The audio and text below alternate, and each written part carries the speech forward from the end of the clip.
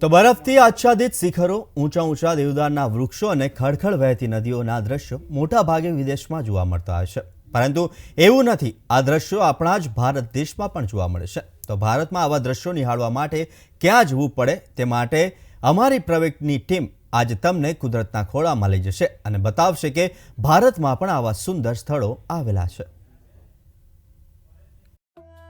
હરવા ફરવાના શોખીન લોકો હંમેશા નવી નવી જગ્યાઓ શોધતા હોય છે અને તેમાં પણ બર્ફીલા પહાડોને જોવા માટે ભારતના પર્યટકો છેક વિદેશ સુધી લાંબા થતા હોય છે અને લાખો રૂપિયાનો ખર્ચ કરીને બરફ વચ્ચે માઇનસ તાપમાનનો અનુભવ કરે છે।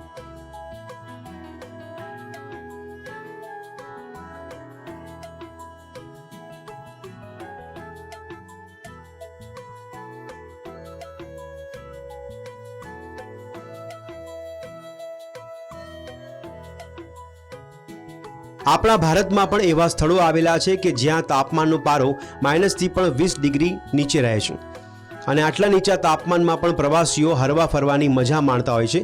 આ સ્થળો મનાલી નજીક આવેલા છે। છેલ્લા ઘણા સમયથી ભારતના પ્રવાસીઓ ભારતના હિમાચલ પ્રદેશ તરફ પહોંચી રહ્યા છે અને તેનું કારણ છે અહીંની ઠંડી। સામાન્ય રીતે લોકો ઠંડીથી દૂર રહેતા હોય છે, પરંતુ હિમાચલ પ્રદેશમાં ઠંડીના મોસમમાં એક અલગ જ નજારો જોવા મળતો હોય છે। અહીં તમે જ્યારે આવો છો ત્યારે તમને જોવા મળે છે વિદેશી દ્રશ્યો। ખરેખર અહીં સ્વિટ્ઝરલેન્ડને પણ ટક્કર મારે એવા સિનેમેટિક દ્રશ્યો અને એવો માહોલ જોવા મળે છે। અત્યારે જે વાત કરીએ હિમાચલ પ્રદેશની, તો હિમાચલ પ્રદેશ આ શિશુ પ્રદેશની અંદર આવેલા પ્રવાસીઓ સાથે વાત કરીશું કે તેઓ અહીંયા કેમ આવ્યા છે। તમે અહીંયા કેમ આવ્યા છો?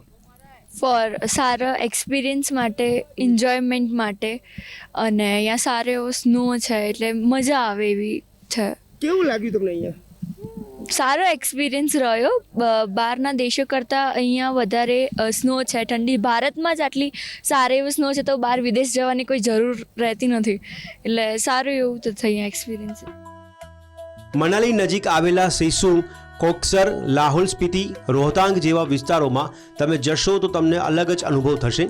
મનાલી નજીક પ્રવાસ માટે આવી રહેલા પર્યટકો પણ અહીંના અદ્ભુત નજારા જોઈને અભિભૂત થઈ રહ્યા છે અને અહીંની કુદરતની સુંદરતાથી પ્રભાવિત થઈ આનંદ મોજ માણતા નજરે પડે છે। ફરવા જવા માટે હિમાચલ પ્રદેશ કેમ પસંદ કર્યું છે અને તેઓ અહીંયા આવ્યા બાદ તેમને કેવું મહેસૂસ થઈ રહ્યું છે અને તેમને અહીંની કઈ કઈ વસ્તુઓ પસંદ પડી છે? શું નામ છે આપનું? મારું નામ દેવાંગ છે। દેવાંગ, અહીંયા તમે આવ્યા, તમને કેવું લાગે છે? અહીંયા કેવું પસંદ પડ્યું છે? તમે કેવો અનુભવ કરી રહ્યા છો? અમે રહેતા હતા ત્યાં આગળ બહુ ગરમી હતી। અત્યારે મોસ્ટ ऑफ बदी टूरिज्म मनाली और हिमाचल तरफ आ रही है, तो हमने भी ट्राई किया कि हम भी जाते हैं स्नो देखने के लिए, पहाड़ों देखने के लिए। और मैं तो ट्रैवल लवर हूँ, तो मुझे घूमना पसंद है। कैमरामैन रतन सोलंकी साथे हरेश ठाकुर, प्रवेग टीवी, हिमाचल प्रदेश।